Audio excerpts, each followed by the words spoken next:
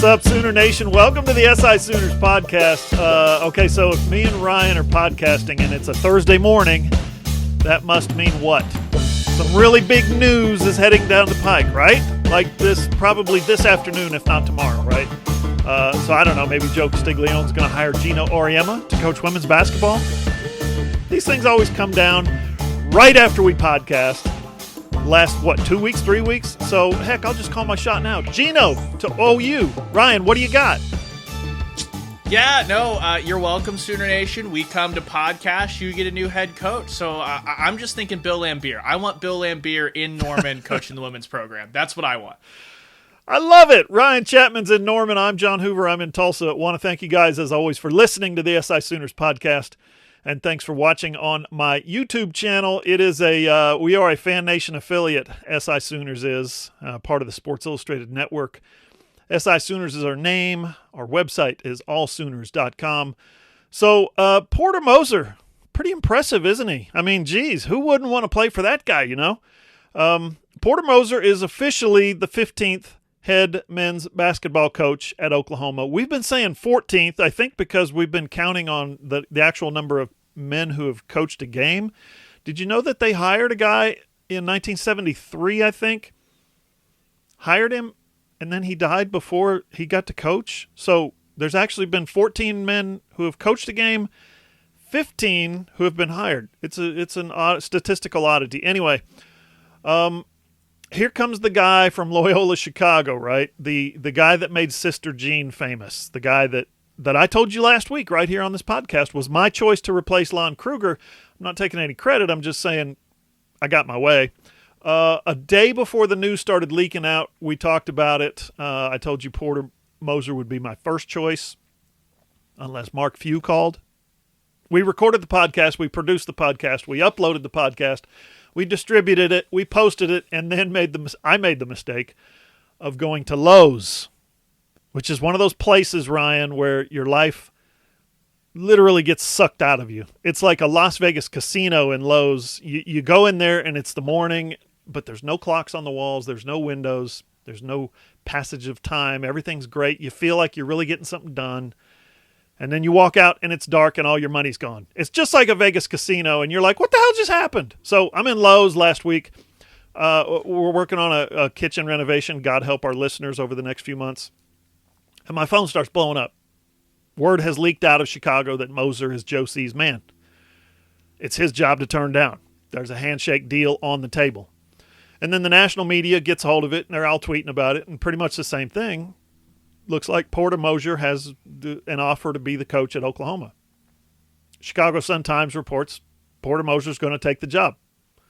He's going to be OU's guy. Well, since I'm sitting in there measuring cabinets and comparing floor patterns and like light fixtures, Ryan is getting all these reports and he's putting it into a story on the website. When I finally get out of the fixer-upper purgatory that I was in, I reach out to a handful of sources at OU, and just like that, we get it confirmed.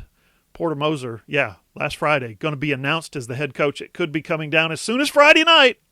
We thought we were ready, but then it came down Saturday morning. It's just a matter of Joe C. and Porter's people agreeing on the terms of the contract. Well, that part obviously took a little longer, so here you have it. Saturday morning, the news became official, Ryan. Porter Moser replaces Lon Kruger. You were there ringside at Lloyd Noble, our first live press conference at OU since the 2020 Pro Day last year, man. Other than that Unity March that the football team did in August. I was kind of disappointed that the Zoom element had been removed. Like I was hoping I could get a couple of questions out to Porter Moser on the Zoom, but no. Got to be big time, have an actual press conference.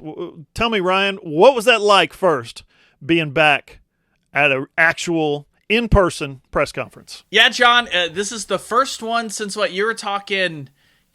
Pro Day last year for the University of Oklahoma. That's a live press conference setting. So it was weird on one sense just because we haven't done it before. But John, if there was any press conference to be there in person for, I feel like it had to be this one because my headline takeaway from just the press conference, all that other stuff aside, is just Porter Moser's energy and his just like magnetism. It's easy to see how he was able to get the most out of his Loyola Chicago teams, how he was able to recruit a little bit better than maybe your typical Missouri Valley Conference team might, and how he's able to inspire those guys to make that Final Four run, to beat Illinois this year. Like, this is just an incredibly energetic guy, John. You might say, okay, he's 52. That's just slightly younger than what Lon Kruger was when Kruger took over the job.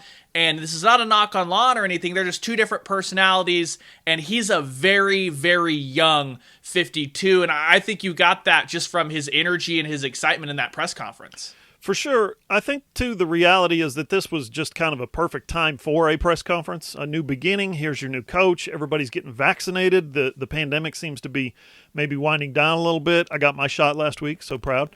Let's have a press conference. Let's invite the media and let's ask him real questions. It really lined up, I think, and I thought that was cool. I thought you asked a great question about OU being kind of a football school and his willingness to maybe put that to work in his favor. What did you think of his answer to that question?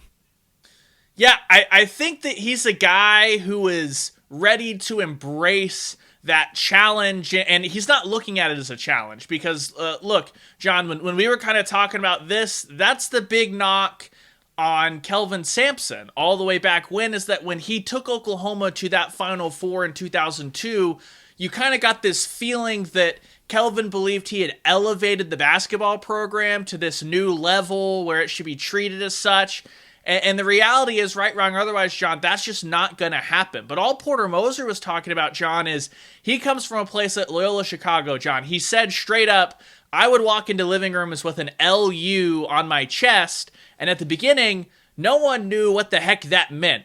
He was saying because of what Oklahoma football has done, because of what all the rest of those programs in the athletic department, any room in the country he walks into with an OU on his chest, everyone's immediately going to know what they're about. So he pretty much said that the OU brand is excellence. Those are his exact words.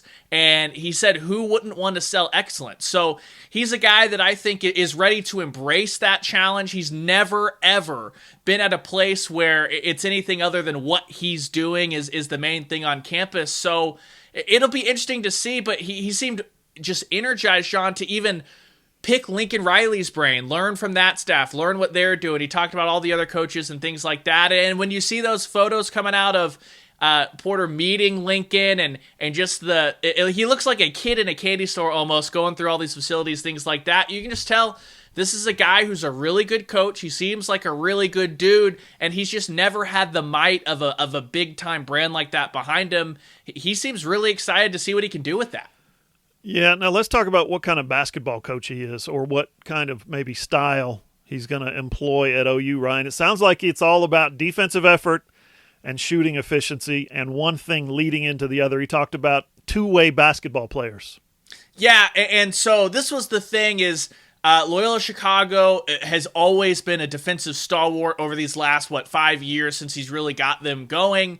And I can understand right now in college basketball, the model of playing, when you think of a defensive style team, you think of the Virginia Cavaliers, or at least I do. And I also think of taking Ambien and going to sleep because that sounds miserable. And Porter Moser straight up was like, look, guys, that's not what we want. We want to be a two-way player. He mentioned, Kobe Bryant, LeBron James, Kawhi Leonard, Klay Thompson. Those guys are two-way. That's the buzzword he said at the NBA level. He basically said, we want the defense to force turnovers, force live ball turnovers, force missed shots. That way his teams can get out and run.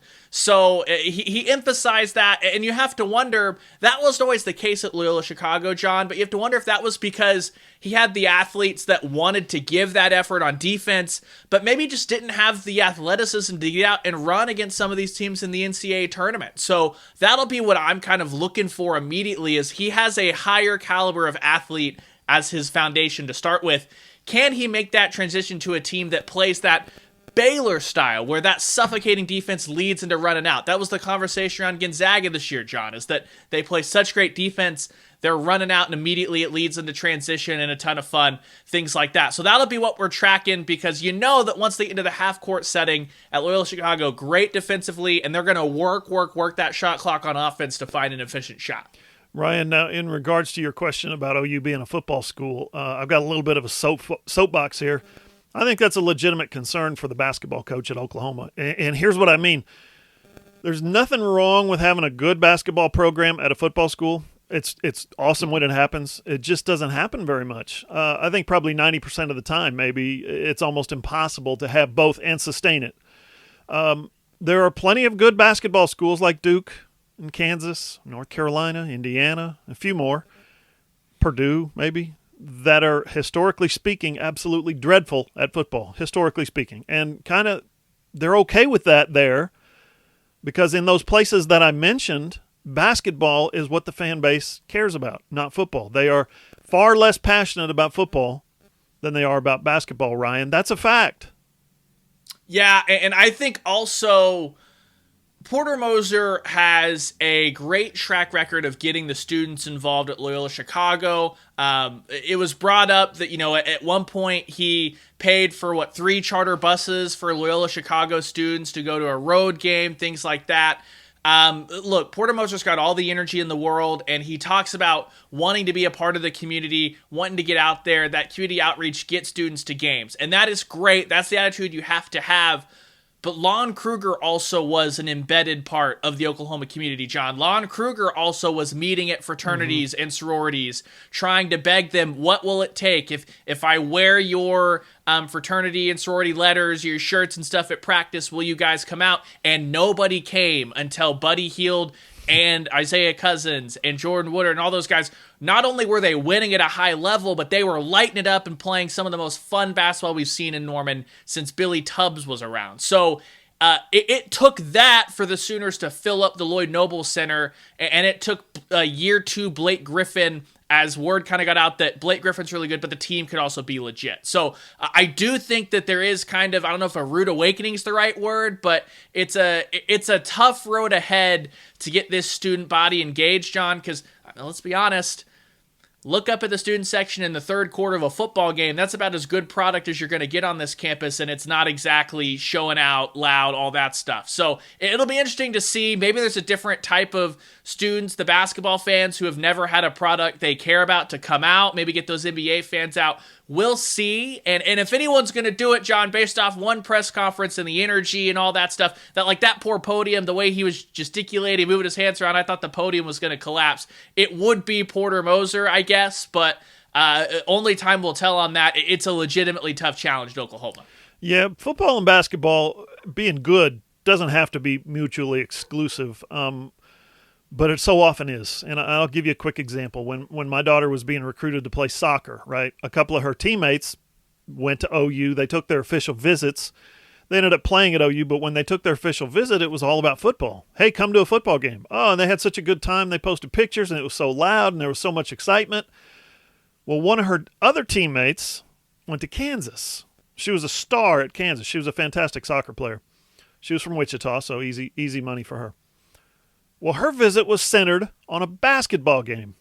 You're at KU, you don't take recruits in other sports or any sport, except maybe football. You don't take them to a football game. Maybe not even football. I don't know. Would you? No way. There's at a football game at Kansas, there's like 8 or 9, 10,000 people at a game, and they're getting thumped 58-10. It's one of the most depressing things that I've been to, event-wise. So if your recruits want to come in the fall, you take them to Midnight Madness, where Snoop Dogg is rapping, and they got stripper poles, and they got money guns, and they got all that stuff, right? Ideally, you take your new recruits, if you're at Kansas or if you're at one of those other schools I mentioned, to an actual basketball game in the spring or in the fall, when all the students come out, all the fans are there, they're singing, they're chanting, they're winning. It's amazing. That's the difference between a football school and a basketball school. And in Oklahoma's case, that mindset, which is permanent, it's not going anywhere. Thanks, Bud Wilkinson. Thanks, Barry Switzer, right? That mindset used to kind of get under Kelvin Sampson's skin a little bit. He would say that off to the side a little bit to the reporters, and he would talk about it off, not necessarily off the record, but maybe he preferred to be off camera sometimes when he would. He just didn't like the fact that crowds would not come out to basketball games like they did for football. You'd have 85,000 at a football game capacity, and you'd have for the really good teams, the Final Four teams, like you mentioned Lon Kruger's 2016 team that went to the Final Four, there'd still be 3,000 empty seats for a big old conference game. And a lot of coaches don't care, but Kelvin was from North Carolina, where basketball is really, really big. Really big. Porter Moser's from Chicago, where, it's not Tobacco Road. It's not the Hoosier State.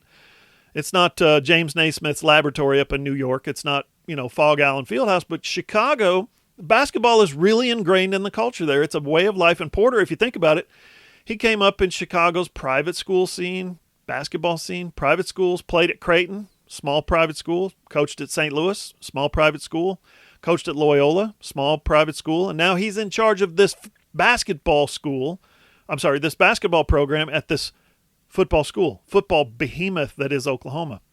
On the day they introduce him, you made mention of this earlier, Ryan, they run him by the football coach's office to pose for pictures. He got to look at all of Lincoln Riley's rings. In North Carolina, say they hired a new basketball coach. You think they're gonna run the new basketball coach up to Mac Brown's office and look at his rings? No, Mac Brown is gonna swing by his office to the new basketball coach's office to look at his rings. I mean, that's the difference. Same with Kansas. Les Miles is gone, right? They're gonna run the new basketball coach. If Bill Self were to leave, they're gonna run the new basketball coach by the foot. No, that's not how it works. So anyway, it's just, like I said, I'm on a soapbox.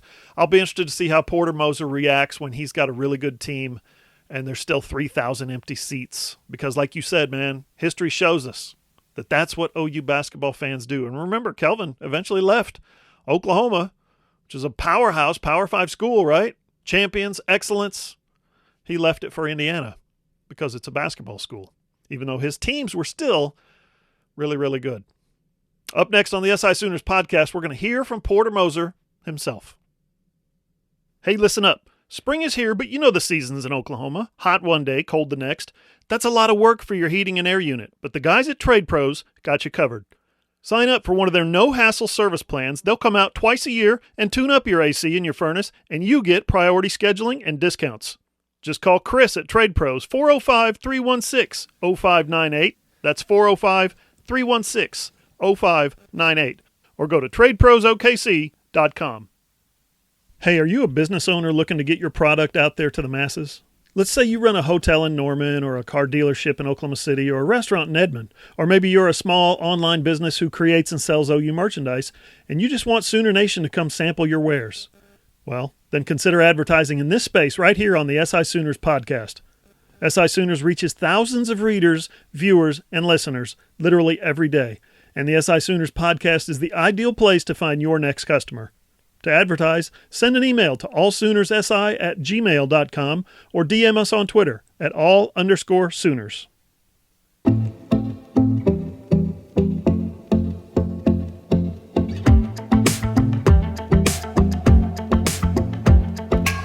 Follow SI Sooners on Twitter at all_Sooners. Follow Ryan at Radios Ryan. You can find me at John E. Hoover. We're always on Twitter. That's where all the breaking news happens. Our website, allsooners.com. As I said before, we are a Fan Nation affiliate, part of the Sports Illustrated Network. And you YouTubers out there can find the video version of this podcast on my YouTube channel. That's John Hoover Media. And I'm going to keep hammering it until we get there, people, till we cross the finish line. If you're on that original channel, I need you to please subscribe to my new channel right here. That's where all my content is going to be posted eventually. This one's going to be gone. This channel that you're watching right now, the big one, the John Hoover Media, it's going to be gone. It's a technicality, it's a snafu, whatever you want to call it. Something that can't be helped. You're going to need to get over to that other one to see what all is being posted. Okay, let's do it. Ryan, the OU roster, basketball-wise, is in shambles. Everybody's either in the transfer portal or the NBA draft, but it sure didn't take Porter Moser very long to get his first commitment as he begins to rebuild the roster. Yeah, for sure. And it's one of those things, John, that you move from Loyola Chicago. It's the real funny thing is he offered him, what was it, a week and a half ago at Loyola Chicago, all of a sudden make the move over to Norman, and the commitment comes out. So maybe he is already profiting off that OU brand, just what is it, 4 days on the job, a week on the job now?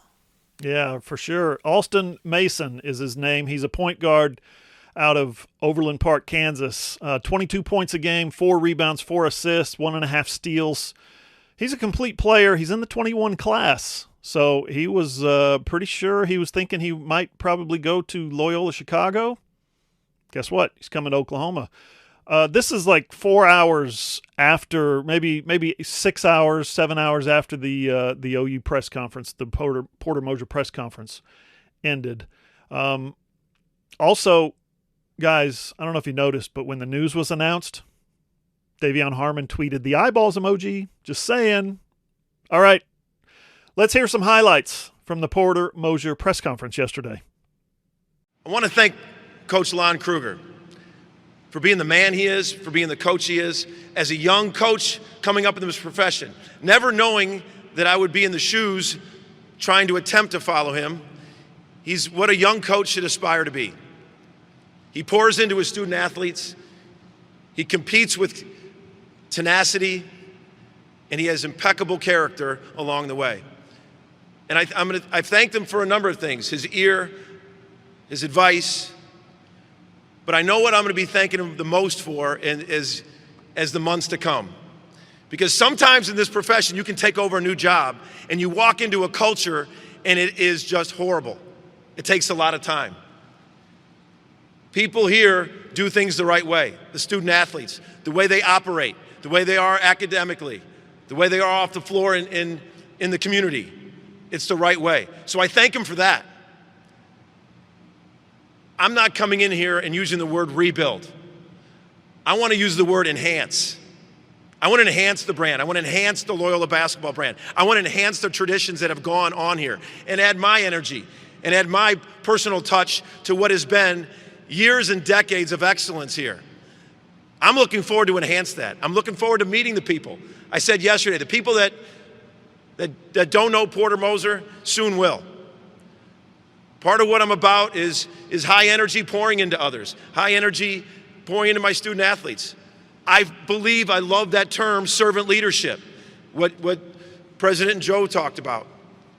And that's the thing is my first task is to build those relationships, to build the relationships with the current student athletes, build the relationship with the people in the community, build the relationship with the other coaches and learn from them, the administration, because that is the collaboration that is worthwhile.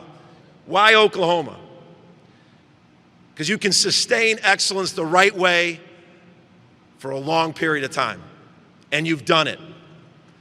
So there's no word rebuild in my focus. My focus is I want to enhance, add, build, enhance the culture. And that's what I'm excited to do at this unbelievable university. So my first task at hand is build relationships with the current players. Getting to know them, getting to know me, sharing their vision. Because relationships, you build a program through relationships to build your culture where they want to be a part of something bigger than themselves. If there's no relationship and no trust, sometimes they're on their own. We want to build an atmosphere where everyone's pulling for each other, and that takes time with that. So yes, there's a lot of roster spots open, but I'm looking forward to building the ones there. We've been reaching out to the young student athletes that have already committed here and building that relationship. Ironically, I had recruited them before, so that was a great transition. And then we're hitting the ground running recruiting. So I know there's a lot of work to do to get the roster filled, and that's one of the top priorities. If you want to hold people accountable. See, that's the thing about Coach Majerus. People look at him and how he was on kids. And the thing that I found that was such a big part of my journey and my parenthood, you can hold, because everyone talks about old school kids, you can hold young people accountable. You have to hold young people accountable. But there's got to be love and trust there. Accountability and love go hand in hand. You can't just come in here and try to expect and hold these kids accountable and push them farther than they think they can go without building a trust and a love and a relationship. And he was unbelievable at that, whether people realize it or not, of what I witnessed. And the question was, there's several coaches in this conference that have been to the Final Four, and how do I look forward to the chess match? I look forward to it, because I've been on that stage too. And I'm not going to take a back seat. I think there's some of the best coaches in the country in this league, top to bottom. Some of the best coaches. And we're gonna have to build it. We're gonna have to get in here and finish out the roster. We have to develop the players that are coming back, continue to develop the players that are coming back. But no question about the challenge. No question about how good the Big 12 is. Some established programs, as we just saw, one win a national championship. But that's the fun of it. That's the fun of it. That's what's drawn me to be here, to play at the highest level and win the right way. I mean, I can't say more of a mission statement than that. I'm looking forward to that with these coaches, and I'm looking forward to the process. I loved walking in to the Griffin Center with Blake Griffin and the Griffin family, and the word process. And my kids hit me on the shoulder and said, or leg, and said, "Dad, you always use that word process." There's a process to all this. All right, there's a process, and it starts winning the day. We got to win the day in April, in May, in June. We got to win these days, or next March doesn't happen. And that's a yearly process. You know, so many young guys, I want to be a pro. I want to be a pro. And I always ask them, okay, you want to be a pro? That's awesome. What does pro stand for? It stands for professional. What does professional do in every walk of life? A professional takes care of their business. A professional works as hard as they can and higher. A professional acts the right way, respects what they're doing. And that's what I love about what Coach Kruger done. I can hear by the echo how loud this place can get. And I will tell you that. Over and over when I took over Loyola, I sat at that press conference 10 years ago, and people said to me, Chicago's a pro town. It's a pro town. Nobody comes to the games. I said, it's a sports town. It's a sports town. And that's the thing about students. They love sports. They love watching something exciting. They love watching something they want to do, and they got to feel a part of it. When I took over at Loyola, you could have gone to the first media timeout. I could have walked to half court, pulled out my driver, and hit a golf ball, and it would have just bounced around and not hit anybody. We weren't getting anybody at the games. We were selling out every game. We were like 38-2 in our last 40 games there, creating a home court advantage. And the students, whether it's I got to go pass out hot dogs, whether I got to go speak at their fraternity or sorority, sign me up. And I know they've been doing that here. So that's not a new idea. They're just going to get to know Porter Moser. And they're going to get to know how much it means to me to come in here and hear this thing filled up. I had an unbelievable relationship with the student body at Loyola. And I'm looking so forward to having that same relationship here at Oklahoma. But it means everything to fill this up. It's a home court advantage. It's a home court, because I know when I'm going to Allen Fieldhouse and I'm going to this other place, it's going to be full. So we're going to give them that same kind of welcome here, and I look forward to trying to build that where every seat is filled here. Nothing's going to change. Nothing's going to change. I love being a part of it. I'm not going to be this head coach that's on this island. That's in a short version. That's why I said those that don't know me soon will. And I look forward to connecting with the students. There's just more of them. I don't think you can only do that in a small town atmosphere. And I think you can do that and enhance that here. There's more students to get excited. And I'll do anything for the student newspaper, so sign me up. Maybe I shouldn't have said that.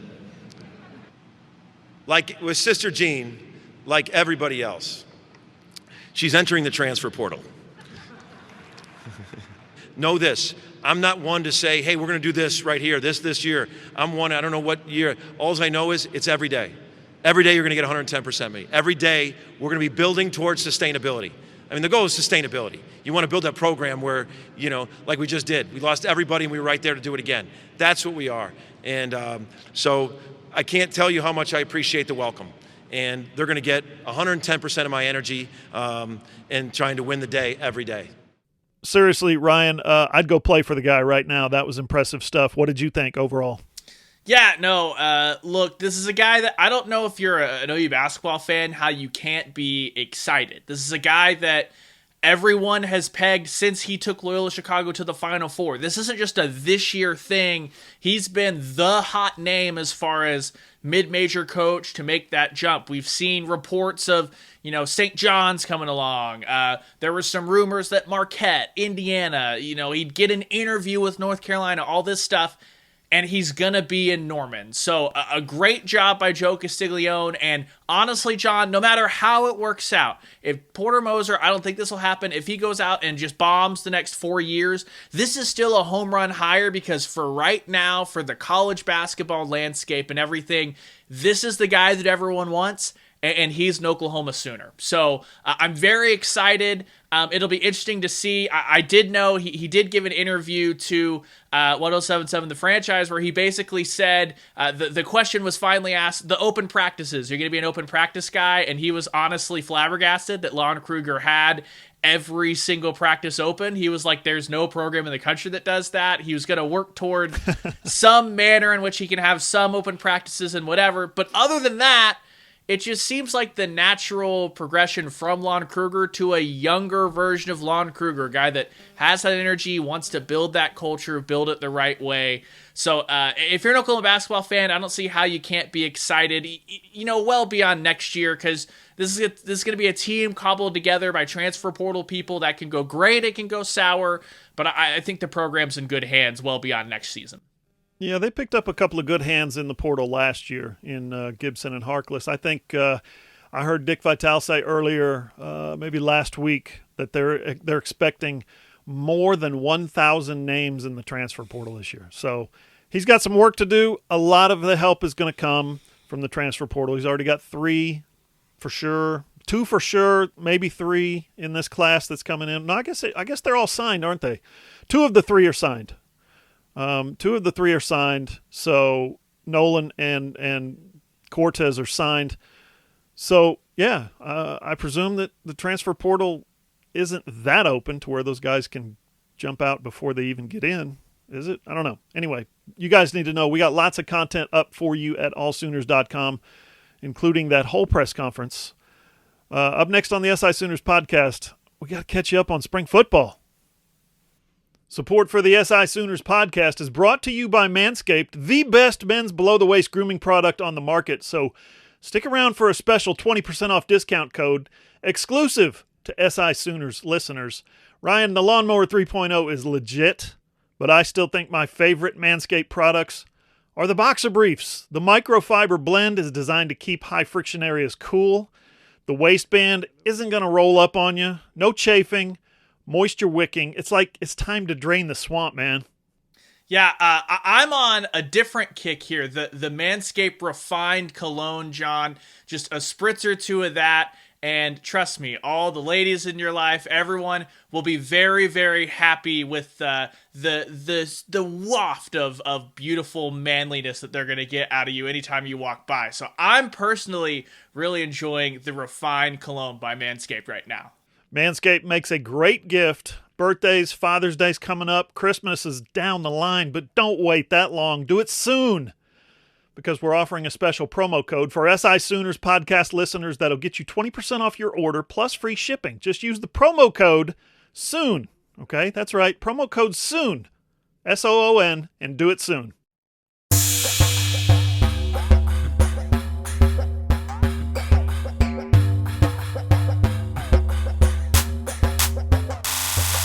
Final segment of the SI Sooners podcast. Ryan, we finally got to meet Joe John Finley last week. I mean, some of us older guys have met him before when he played here like 100 years ago, but you got to meet him on the Zoom, sort of. Lincoln Riley rolled him out last Friday. What did you think? Yeah, I think he's a really impressive individual. When you look at it, going from the playing career to coaching, that's something that you never know exactly how that's going to go. And you can see he's engaging. You understand why he's already made some inroads on the recruiting trail. I honestly think, John, that's almost the most interesting part of spring football from a 10,000 foot view is we don't get to usually talk to the assistant coaches like that week in, week out for 40 minutes at a time. So you get to see how engaging they are. You get to see why this is such a good recruiting staff. And then I'm just really interested, John, honestly, talking to him's great, but he's had great production at every single stop as far as going in and making an immediate impact on the level of play of the tight ends. So I just can't wait to see. Maybe we'll see it in the spring game in some flashes. What else can he get out of an Austin Stogner coming off a kind of scary medical situation? What else can he get out of a Jeremiah Hall, who's already one of the great just blockers on this team, and just kind of get in there, getting to toy with that next level of athlete? I'm just really intrigued to see what the results are going to be. But talking with Joe John Finley, like it's easy to see why he's been shot straight up the coaching ranks, and he's a guy that just looks so happy to be back home in Norman, where it sounds like he always wanted to land. Yeah, he sounds real humble and grateful about that, being back home and working for Lincoln and learning from him, learning from the rest of the staff. I also asked Lincoln what qualities he looked for in hiring an assistant coach, about red flags and stuff like that. I thought he was very forthcoming with his answer about investigating a guy's potential red flags. He said that they've actually had some of those pop up as he's, gone to fill out the staff over the last few years, which was interesting. He's looked into guys, maybe interviewed guys and said, whoa, we can't hire him. I thought that was really fascinating. And then Joe John, man, he said exactly what the fan base wanted to hear, didn't he? Once you're a Sooner, you're always a Sooner. They're going to love him for that, Ryan. Okay, spring practice. Tuesday was the 7th spring practice. Today, Thursday, was the 8th. That means they're officially past the halfway point. It's almost over. Later this morning, we're going to talk to some, in my opinion, some very interesting guys. DeMarco Murray, Jaden Hazelwood, Trajan Bridges, and Eric Gray, the running back transfer from Tennessee. We're scheduled to talk to them, I should say. On Tuesday, we spoke with Brian Odom, my old homie from Ada, and then Caleb Kelly and Marcus Stripling. Both those guys are, to me, Ryan, endlessly interesting storylines this spring. Tell us about your story on Stripling and his position change. Yeah, this is a guy that when he came into Oklahoma, they had high hopes that he could play that defensive end position, and what it turned out to be is Stripling is a guy, he's been productive when he's been out there, but he was kind of asked about it. He just is one of those guys that struggled to put 260 pounds on his frame and maintain that throughout the season. And that's something that happens. Look, I used to work with Gabe Eichert, and he talked about all the time that transitioning from a tight end to an offensive lineman, I know it's different, it's the other side of the football, but at times forcing yourself to have to go in and say, I am full, I don't feel great because I'm full, just went out to a practice, and then forcing yourself to just pack on more calories, all that nutrition to stay at that playing weight, it's a really hard thing. So Stripling's been moved out to that outside linebacker, that rush linebacker, where yes, they'd still like him to play with that size, but if he shrinks back down, shrinks is relative, but shrinks back down to 240, he's not going to be a detriment. He's not going to get pushed around because he's slotting out even further coming off the edge. So I think it's a move that makes a lot of sense. I thought it was kind of interesting that he was able to say, yeah, it's freed him up mentally a little bit, John, because he can spend that time he was stressing on counting calories and nutrition, all that stuff, and put it straight back into watching more film and talking with Nick Benito, who's as good a role model as you can have out there on the edge, things like that. So it'll be really interesting to see how that works out for Stripling as far as that production. They're trying to replace a John Michael Terry. That's a bunch of snaps, over 300 snaps that Alex Grinch said. So there's ample opportunity to fill in for Nick Benito. They don't want to run him out there every single play. And Jamar Cain let the door open. He said that he can always slot him back if it doesn't work out, things like that. But it sounds like this is going to be a great move for all involved parties when it pertains to Stripling. I like eating. I hate overeating. It makes you miserable. Can you imagine being that miserable and then having to go out and practice or something like that, work out? Ugh. I wrote about Caleb Kelly. I thought it was going to be, kind of a run-of-the-mill story about here's a guy who's making his way back from an injury to try to play his senior season, right? That's essentially what it was. But, man, it became so much more. What a good story. Nothing that I did. Good story being told by him, by Caleb. He talked about why he's gone through back-to-back ACL rehabs and said, basically, if you quit your sport because you're hurt, if you quit your sport because you don't want to rehab, you don't pour yourself fully into your rehab to try to get back to 100%. He saw that as a weakness, and he didn't want to be thought of as weak. He didn't want to think of himself as weak. Man, you think Porter Moser's inspiring. Listen to this clip from Caleb Kelly. You talk about your drive to get back. Jason White, for instance, used to talk about how the hardest part of his back-to-back knee injuries before he won the Heisman was being away from his teammates, rehabbing those knees. He was in the training room when they were out there on the practice field. Was that hard for you as well? Those dark times, those quiet moments, and then is that which drove you then? Is that what still drives you to get back right now? Yeah, and I can tell you guys a little in depth because I obviously know you guys. I worked with you guys, and so I mean, you'll probably get a little more out of me than you would other guys. But when you're doing rehab and when you're going through everything, it's honestly you could categorize it as depressing. Like it makes you feel it's very hard. That's why I said when people do quit, like I get it, but for me, what I told myself was that's weakness because it is hard. It is very hard. Every single day you get up, everybody goes to practice, everybody's making plays, getting their production. You're never on any film, but you have to watch every single film cut up.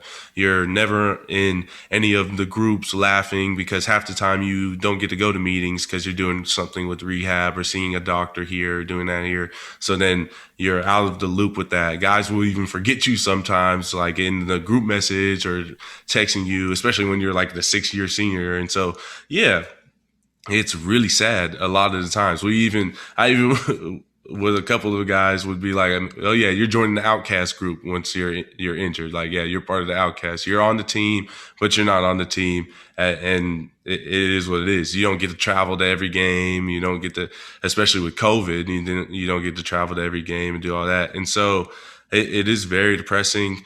But when you do get the opportunity to come back, it's such a relief. And so it's like if you give up in that moment of sadness and pain, that could be your last memory of football. And now that I'm back, I wake up every day and I walk in and, oh, CK, what's up, CK? Like just walking throughout, and it's just like, oh, like I'm back. Like these are my guys again. And so they welcome you back in, just like how a freshman would come back in. But it's even more because they all know you and remember you. And then you start making plays again and you're like, oh yeah, this is CK. Like, oh yeah, he does do this. Like I remember watching him back when I was in high school. Now he's still here. Now I get to do it with him. Like yeah, I hear all types of stuff. And so I think it's just if you give up in that moment, you're missing out on that opportunity that you have coming up. And so I would agree with that for sure. So our Thursdays with Mora feature has evolved. Ryan talked to him last week. I think where was I, Ryan? Like Lowe's again? Something like that. I don't know. Maybe I had a doctor's appointment, but we've gone from previewing how OU football players project in the NFL draft to more pointed, more in-depth conversations about the OU football program itself. It's really become fascinating. Ryan asked him last week about Alex Grinch and how Grinch has completely remade the defensive culture. I thought that was fascinating. It was a very well-read story on our website, allsooners.com. And then yesterday, I asked Jim Mora about Lincoln Riley's kind of coaching style and whether Riley would make a good fit in the NFL and if he ever thought that Lincoln would ever make the jump to the NFL. Not a very popular topic around here, but I thought this was Jim Mora at his absolute best. Here's a guy who was a head coach in the NFL and then also a head coach in college. And he's talking about Lincoln Riley and what makes him such an excellent and elite coach kind of across the board in all areas. And it's not just X's and O's. And Ryan, when it comes to Lincoln Riley being an excellent coach, it's apparently not his skills as a barbecue chef either. Right? Listen, I'm not here to pile on Lincoln. In fact, I'll just say this. I like a good dry brisket. I do. I'm not just saying that. I'm not just sucking up to the coach. I have no business in wanting to do something like that. I've told you guys before, I've told you for sure, Ryan, all you food shamers out there who need to feel superior, this is what I said.